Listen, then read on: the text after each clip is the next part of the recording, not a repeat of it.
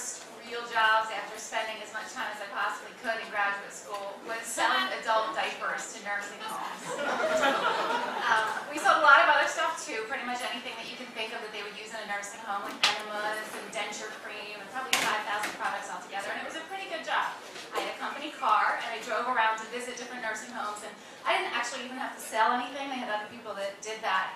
My job was just to kind of keep the peace and make sure they liked us, and so it was a pretty good gig. And I really liked, one of the best aspects of it was getting to deal with the residents who live in the nursing homes, because people that have that much life experience have great stories to tell.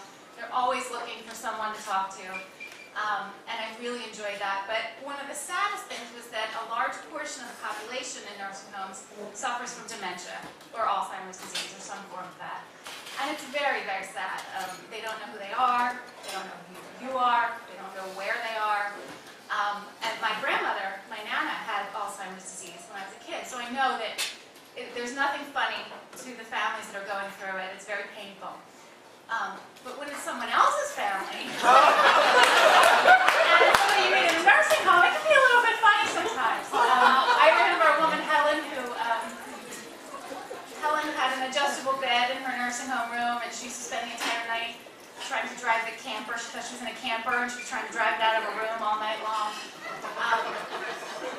She also used to sit in the hallway with her foot in a waste paper basket with trash in it, and you'd say, "Helen, what you doing?" And she'd say, "Oh, just soaking my foot." And, you know, it's sad, but my favorite story, perhaps, was when I was at one of our biggest accounts in Northeast Philadelphia, a huge account, tons and tons of adult diapers, and it was around Halloween, and they asked me to come and participate in their Halloween parade for the residents. So it was one of those things that sounds good at the time, and I had a costume. My husband is African American, and that year we had gone as Don King and a boxer, so I had a boxer costume to wear. So I put the boxer costume on, the black eye, and I went, and that's one of those things, like when you're opening the door to go in the nursing home, you start to feel really, really silly that you're actually doing this. So I'm in the boxer costume, and they have the parade, and what the parade consisted of was a large assembly room, and rows of residents of the nursing home who, very sadly, were pretty much almost comatose. They're in wheelchairs, and they had put like those, you know, those antennas that have like the pointy things on the top, like ghosts or something. They had put those on some, and they had given them paddles, like a Halloween paddle, like a ping pong paddle, but it's got a Halloween sign on. And when they liked someone's costume, they were supposed to hold up the paddle, and that was their indication that they liked it. And so we had to, it was kind of like this, we had to come across the stage one by one, and they were calling out, okay, you know, and can we hear it for the clown? And it was like this, because no one was saying anything. The one person might have raised their paddle, the one person that can clap is clapping.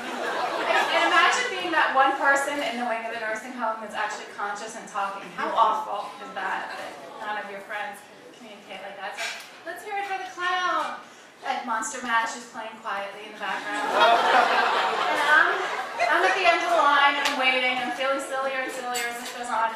And finally, it gets to be my turn. And they say, you know, and what do we think of the boxer? And I come out, and an old lady in the back of the room yells, "Go to hell!" I don't know who she thought I was.